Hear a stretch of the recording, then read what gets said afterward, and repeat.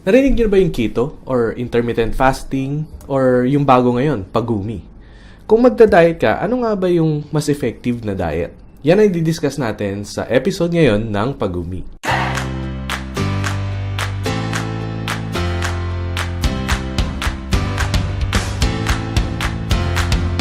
Narinig nyo na siguro yung keto. Yung keto is basically a low carb, high fat diet, no? Kaya lang yung fat kasi hindi nila masyadong dinidiscuss kung anong ba yung healthy at ano yung unhealthy na mga fats, no? Kaya merong mga unhealthy na keto, yan yung mga chicharon, bacon, crispy pata, lechon, no? So, yan yung hindi namin nire-recommend actually. Now, yung intermittent fasting naman, yan naman is yung timing nung pagkain mo. Kailan ka dapat kumain. So, dinidescribe ng keto is ano ba yung dapat kainin? So, yun yung mga what to eat. And intermittent fasting naman is when to eat. Kasi may effect din kung kailan ka kumakain doon sa iyong metabolism. Now, pagumi is a combination actually of the healthy version of keto and also intermittent fasting. Okay? Now, pagumi is pa for papak, gu for gulay, and mi for minsan. Now, ang purpose ng pagumi is for you to be healthy. Ang side effect niya actually is you lose weight. Ang food macros na meron tayo ngayon is yung tinatawag na carbs, protein, and fat. Combination yan lagi kapag kumakain tayo at yun yung ginagamit natin para mag-operate yung body natin properly. No? Now, yung carbohydrates, kapag yan yung main source of fuel mo, nagkukos siya ng inflammation. Ito yung pamamaga ng ugat na kapag sobrang maga ng ugat mo, nagkakasugat na siya. No? And then yung sugat na yon, pinapatch yun ng cholesterol.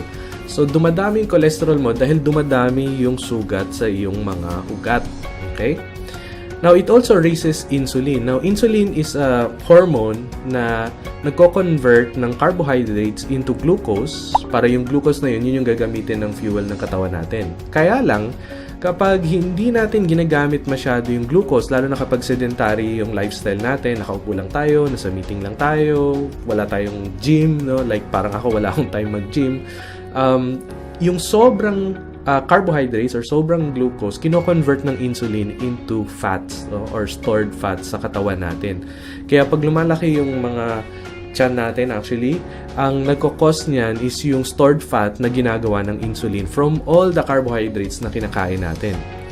It creates yun nga, stored energy which is fats, no? Kaya nagkakaroon din yung iba ng mga fatty liver na tinatawag. It also elevates triglycerides. Yung excess carbs again, which is laging madaming excess carbs, nako-convert yan into triglycerides kaya tumataas yung triglycerides mo kapag kain ka ng carbs. Lagi kang pagod, no? At lagi kang naghahanap ng snack.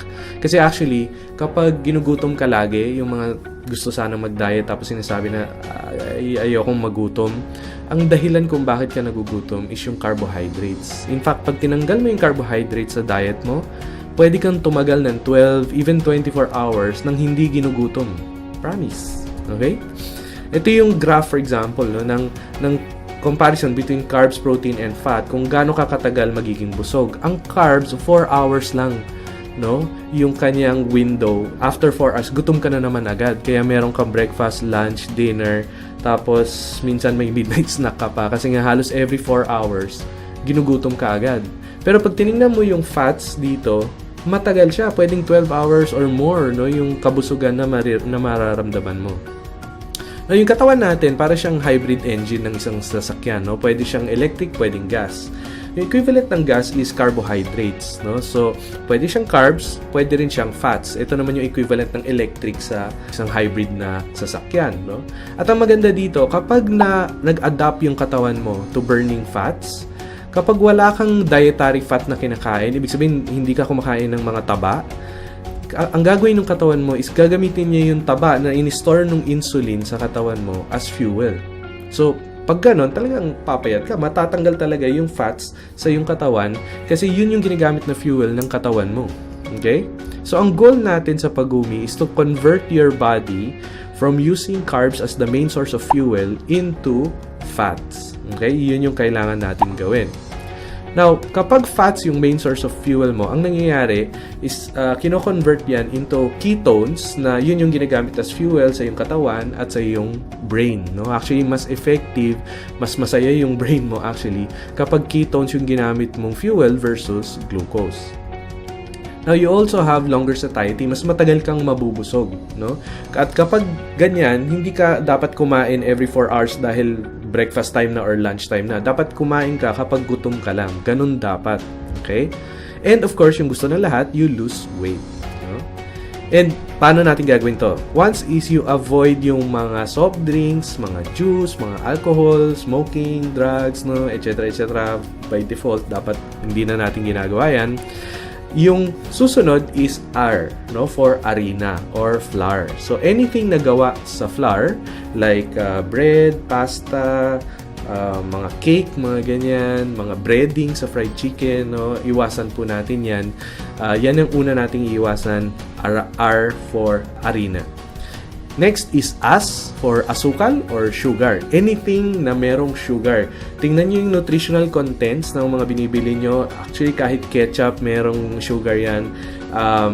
Yung mga juice tsaka soft drinks, lalo na yan. Halos asukal na lang yung iniinom mo dyan. No? So, iwasan natin yung mga sugar na yan. Actually, meron ding mga tinatawag hidden sugar na makikita nyo sa mga fruits. No? So, hindi rin ideal na meron tayong mga fruits. Yung next is Ka for kanin, no, which is rice, no? Kasi nga yung rice na yan yung actually pinaka main source ng carbohydrates natin, carb as fuel sa ating katawan itong mga panahon na to, no? So yan yung kailangan nating iwasan. Aras ka. R for harina, as for asukal, and Ka for kanin. Okay? Now, kapag tinanggal mo yung mga yon, kanin, yung tinapay, no, anong matitira? Yung ulam na lang. So, mangyayari dyan, magpapapak ka na lang. So, yan yung first meaning ng pagumi, papak. So, magpapak ka muna sa first 3 days, for example, lalo na kapag hindi ka sanay kumain ng vegetables, no, magpapak ka na lang muna, damihan mo na lang yung portion. So, for example, instead na 1-piece chicken, mag 2-piece chicken ka na lang muna, pero huwag mo nang kainin yung kanin. Okay? Magpapak ka na lang muna for the first 3 days lang, ha? First 3 days. Okay? Now, kapag kumain ka ng fats din, dyan sa mga ulam na kinakain mo, make sure na mas mataas yung omega-3. Okay? Ito yung healthy fats. No? Omega-6 kasi is inflammatory. Para siyang carbs din na nagpapamaga ng ating mga ugat na nagre-result sa sugat ulit, na again nagre-result sa cholesterol. Okay? Omega-3 naman is yung kabaliktaran. Ito yung non-inflammatory. Okay? So, yung balance ng dalawang yan, dapat halos 1:1. Okay? Hindi pwedeng mas mataas yung omega-6. Kapag kumakain ka kasi mostly sa fast food, omega-6 mataas yun. So, medyo nag-aangat yung omega-6. Dapat balance lang sila. 1:1 lang yung omega-6 and omega-3. Okay? Omega-6 is from chicken fat, pork fat, and beef fat. No? So, ano na yung matitira doon? Ano ba yung source ng omega-3? Pag nag-google ka, sinearch mo, actually maraming mga sources ng omega-3 na masasarap din. No? Like salmon, sardinas, mackerel. Actually, yan, mga high in omega-3 yan. Mga nuts, no? Walnuts, avocado, olive oil, yung mga yan. Eggs, yan, mga hard-boiled eggs. Kung medyo gusto mo mag-snack muna sa simula, no, first week, hard-boiled eggs yung pwede mong gawing snack, tsaka nuts. Peanut butter, pwede rin, pero again, tingnan nyo yung sugar content, dapat halos wala siyang sugar content. Now, ano yung dapat mong kainin? Since magpapapak ka, no, para ma-neutralize yung lasa ng ulam, kailangan mo ng kanin. Pero instead na kanin yung kakainin mo, dapat vegetables yung ilalagay mo. Okay? Seafood, mas marami. Yan, salmon, sardines, mackerel. And also, yung size ng protein mo, which is chicken, pork, or beef, dapat konti lang or medium size, no? Hindi ito katulad ng Atkins diet na sobrang daming protein. Dapat yung medium size lang para siyang kasing size ng isang 1-piece chicken or isang 1-piece burger steak. Mga ganong size lang. Okay? Now, dyan papasok ngayon yung second meaning ng pagumi, which is gulay. Okay? Since sawa ka na sa kakapapak, maglagay ka na ngayon ng gulay na kapalit ng iyong kanin. Okay? Now, kapag tinignan mo yung plato mo, dapat ito yung portions ng iyong plato.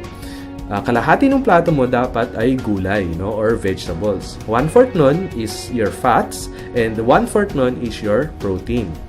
Now, kung gusto mong makita yung mga samples ng mga kinakain ko sa araw-araw, pwede mo akong puntahan sa Instagram, check mo yon, or punta ka sa website namin.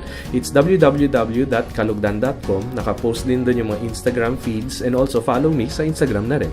Okay? Now, ano yung pwede mong inumin? Bawat gram kasi ng carb, nagho-hold siya ng 4 grams of water. So, pag tinanggal mo yung carb sa katawan mo, biglang babagsak yung water weight, yung excess water weight sa katawan mo, kaya sobrang laki ng mababawas sa katawan mo, sa weight mo, no, sa iyong first week. Okay? So, ang gagawin mo dapat is uminom ka dapat ng maraming tubig ngayon. Okay? So, mga 2 liters a day yung pwede mong inumin. Okay? Pwede ka rin uminom ng lemonade kung gusto mong medyo may lasa, pero wag mo yung papalagyan ng syrup. No? Dapat stevia yung i-sweetener. So, magbaon ka na lang lagi ng stevia na sachet, tapos yun yung ibigay mo sa kanila instead na yung syrup nila yung gagamitin nilang sweetener. Pwede ka rin mag-coffee, okay? Pwede ka maglagay ng cream, pero again, yung sweetener mo hindi dapat sugar, dapat yan ay stevia, okay? Now, yung third and last part ng pag-umi is me for minsan. Kailan ka dapat kumain? Okay? Dapat kasing tandaan natin na every time na kumakain ka, tumataas yung insulin. Okay? And yan yung dapat nating iwasan na mag-spike yung ating insulin. So, kahit kumain ka ng snack lang, like mga chips lang, halimbawa yung kinain mo, tataas yung insulin mo. So, ang dapat sa simula, sa first 30 days mo ng pag-umi, 3 lang dapat yung times na kumakain ka, which is breakfast, lunch, tsaka dinner. Walang snacks dapat in between. Walang midnight snack, walang snack sa umaga, walang snack sa hapon. Okay, yan lang. Breakfast, lunch, and dinner. Now, later on, after 30 days of pag-umi, pwede ka nang mag-shift since majority ng main source of fuel mo is fats, hindi ka masyadong gugutumin. Sabi ko nga kanina, dapat kumain ka lang kapag nagugutom ka. Okay? So, ang ideal is twice a day ka na lang kakain. It's either breakfast and lunch lang or lunch and dinner lang. Okay? Now, kung gusto mo pang mabawas talaga yung weight mo ng mas mabilis, pwede kang mag-OMAD na tinatawag. OMAD or 1 meal a day. Okay? Pwedeng lunch lang or dinner lang. Okay? So, yan ang pwede natin gawin. So, combination talaga ang pag-umi ng keto, healthy keto, and also intermittent fasting. Okay?